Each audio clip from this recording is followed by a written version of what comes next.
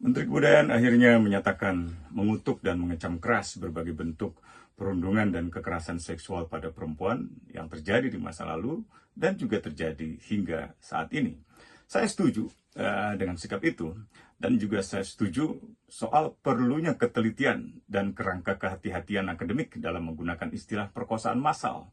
Tapi justru itu yang kurang terlihat pada pilihan istilah yang digunakan oleh Menteri Kebudayaan, yaitu istilah rumor.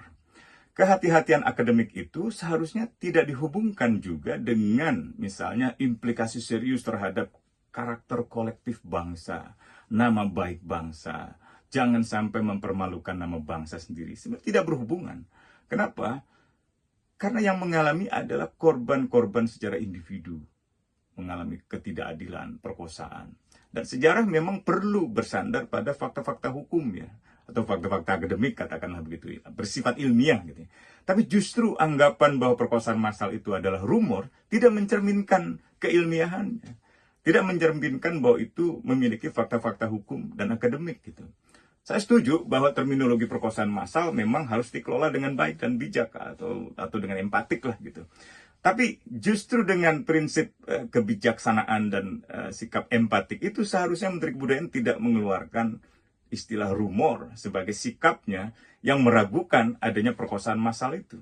Kalau benar hati-hati, ya, mengapa tidak rujuk saja pada katakanlah, oh saya tidak merupakan pihak yang otoritatif, sebaiknya tanyakan saja kepada Komisi Nasional Hak Asasi Manusia atau Komisi Nasional Anti Kekerasan Terhadap Perempuan.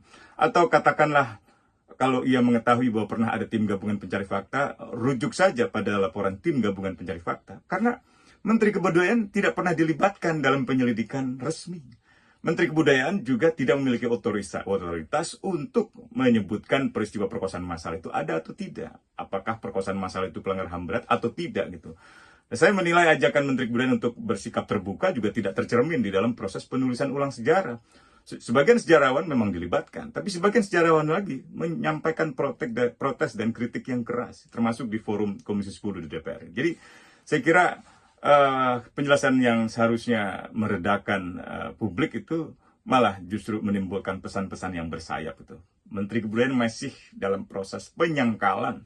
Mungkin sebelumnya penyangkalan literal yang total terhadap peristiwa-peristiwa itu, sekarang seperti memberikan penyangkalan interpretatif itu. Peristiwa itu ada, tapi dengan interpretasi yang berbeda dari pihak Menteri Kebudayaan. Saya kira ini harus dikoreksi. Oke.